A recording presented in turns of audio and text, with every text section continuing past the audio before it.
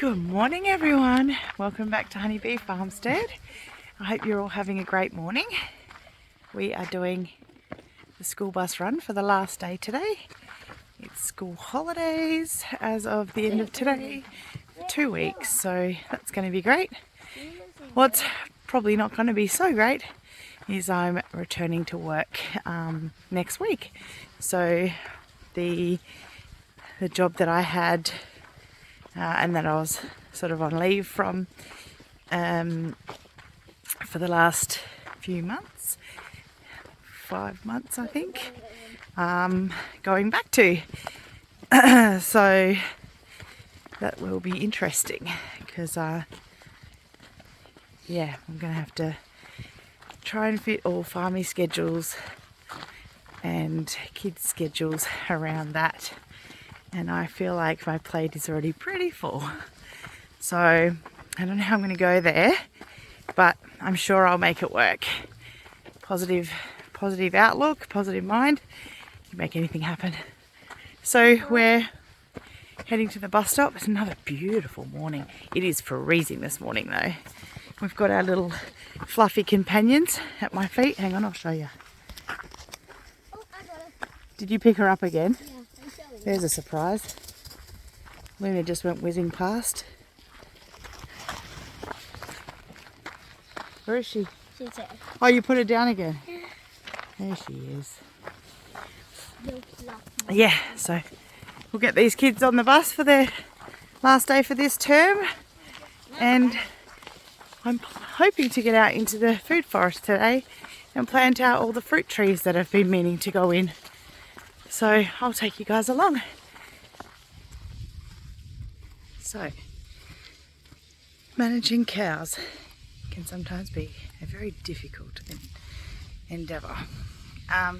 So I'm going to flip you around and show you what's going on and why I've had to do this. Okay, so you can see Clementine and the 4 babies are in this pasture where they normally are. This massive paddock here with a dam over there and a rainwater trough access, and she is having to be separated. The cough spat, guys. I have treated them with something, broad spectrum, so we'll see how that goes. But they're separated from Mama and Valley. This paddock here we haven't really shown you much of. This is the paddock we planted clover in, and I showed you guys the other day the clover is sprouting, but also it's where the previous people used to feed out. See all this dark green here? They're oat and hay rolls, and as a result there's quite a lot of beautiful green oat and hay in the paddock. So being as one's growing a baby and one's hopefully growing a baby and producing milk, we've decided that we're going to put the girls up there for now, because when I took the clip out of Clementine's nose, she showed no signs of wanting to feed anymore or anything like that. So, and it had been quite some time, so I was like, oh well. And she, you know, since she's had the clip in, she looked sort of depressed and a bit down. So I was like, you know what, I'll just take it out. She's not showing any signs of trying to feed again. We'll see how we go. And she fed yesterday. So, but when I took the nose clip out, I also noticed that it had been put in wrong, or it was made wrong, whatever. It didn't sit right, or her nose is fat. We don't know what exactly the reason is, but it had on the inside of her nostrils, where the round bits were sitting, had created little sores. So I can imagine that was quite painful and horrible. So I'm not going to be putting a clip in any of my cows ever again.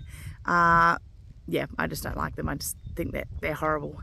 And as a result, we've lost some trust with Clementine. Clementine was just, yeah, she was like a puppy, but now she's a little bit wary of us, which makes us very, very sad, and we feel very bad about it. So, yeah, won't be using those again, and I don't recommend them. That's just my opinion, but I don't recommend them. So yeah, these guys are here. I'll show you, they're looking pretty happy. They're all munching on grass and stuff. The two boys closest to us are the ones that are sounding pretty terrible with little coughs. The cough had gone away, but is back again. So yeah, we've treated them with some Ivermectin Poron for cattle. I read the instructions quite clearly. They've been weighed and it was safe for them to have. And whatever it is that they're struggling with and battling to sort of get over, we wanted to just kind of give them a helping hand with it. So yeah, today I walked fence lines and walked this paddock where Deirdre and Valentine are to make sure there's nothing of any danger. I repaired a couple of areas of fence, pulled some loose fencing wire and crap out of the yard, so there's no risk to them of getting tangled or poked with something or anything like that, I hope. I have done quite a thorough look, but yeah, you never can tell with cows. They always find a way to get themselves in trouble. So that's taken up a wee bit of a chunk of my morning, but I am planning still I've got a heap of scraps to feed out to all the animals and stuff, and then I do plan on trying to plant these trees I've been talking about. So I will hopefully get to that today and take you along with it.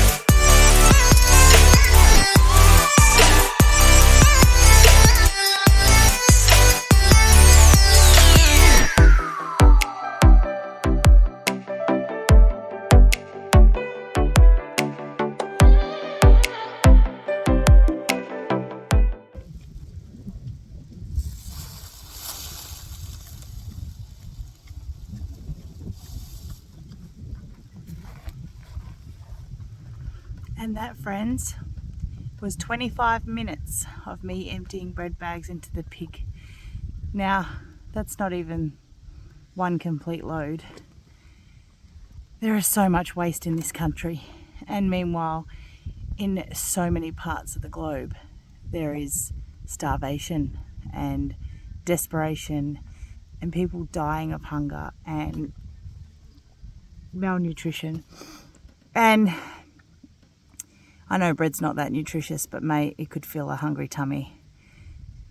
Not one of those bags of bread has got a reduced sticker on it.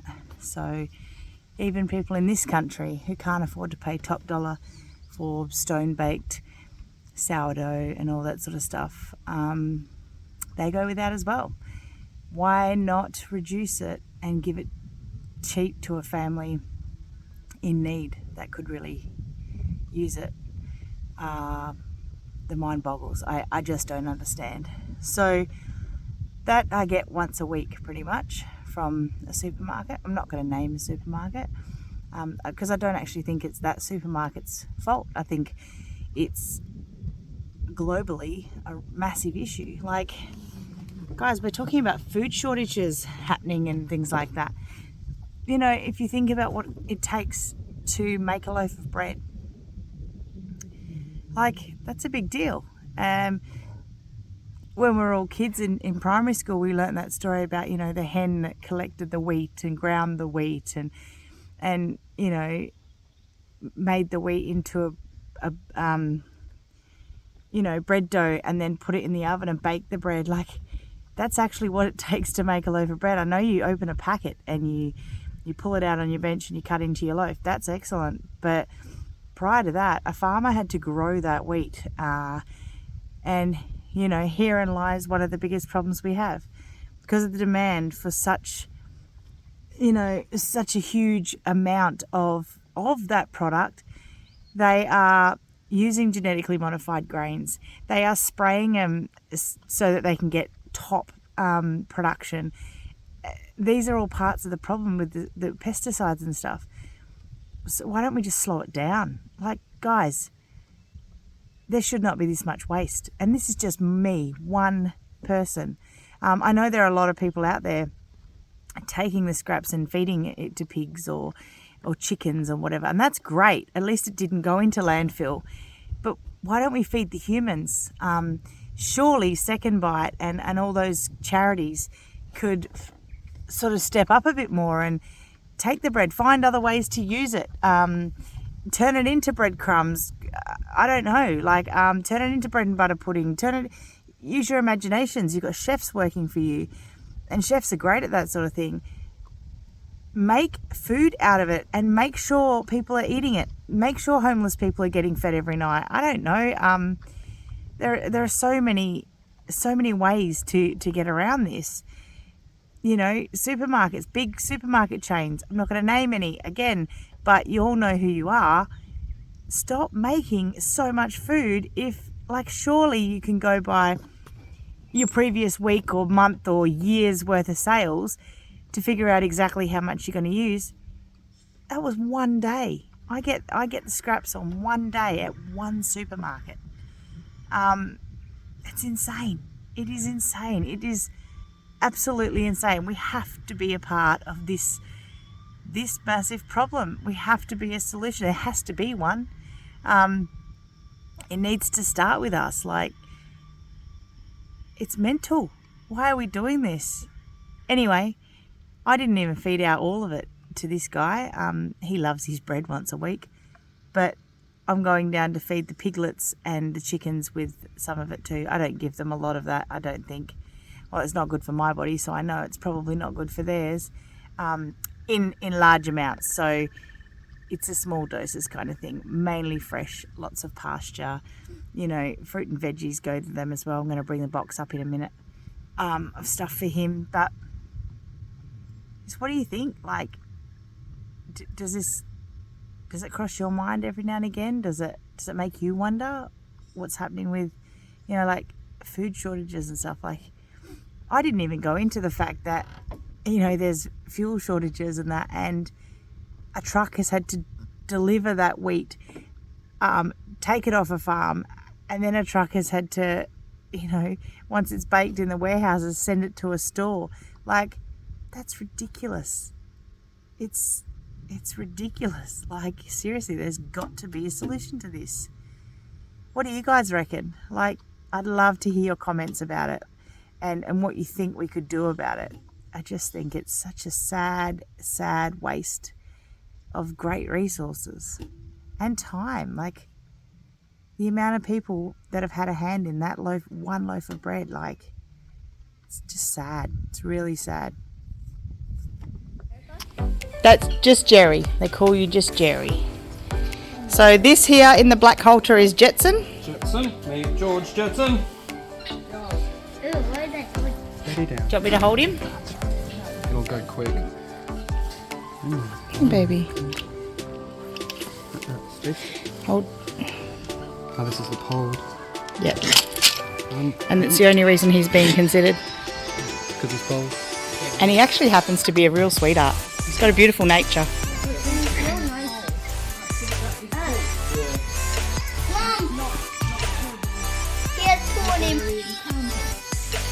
Mom. Luna, stop, please. It's not often encountered. Pole? No, not here. New Zealand's are breeding a lot of pole. Yeah. Not here. Well, hopefully he's A2A2 and the whole picture. Do you know what I mean? That would be nice, and then then it means we've kept a nice bull from a very young age as well. And then if we get him nice and quiet, Grace's magic handling will do that. When you groom him and stuff. I know you have. Mom,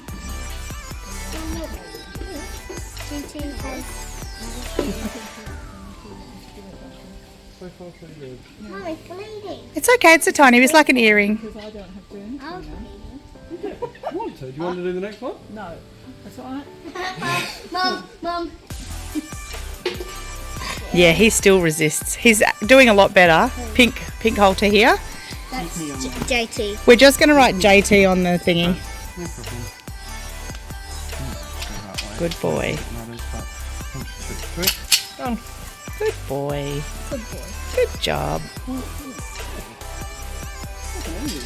So remember to pat under his tummy and around his legs. What in his tummy? Why not? Okay. Yeah, you don't have to touch that area. You just... Had quite a heavy coat. With all that hair on his belly. Yeah. Both of them. So just J.2. Yep.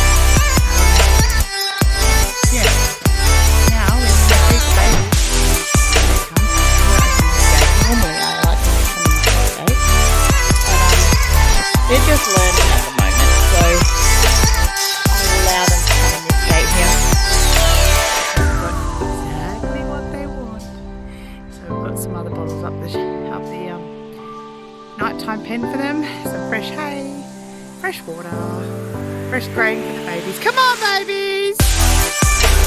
Come on!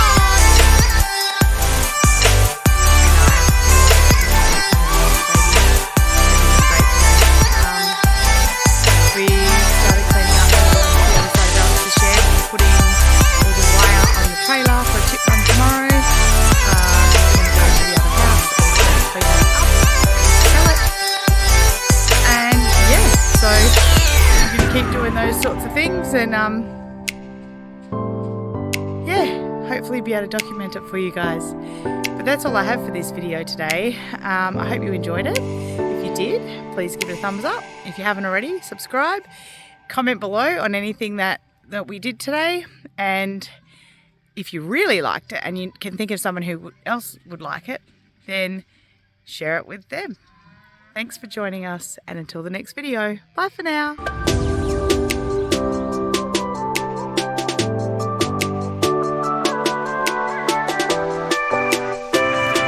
So, I think this is pretty talented, feeding 3 cows at once. We got them in, slowly teaching them to come in from the paddock for their dinner. Still a little bit of coughing even though they've had their medication, but it should be good. Sarah?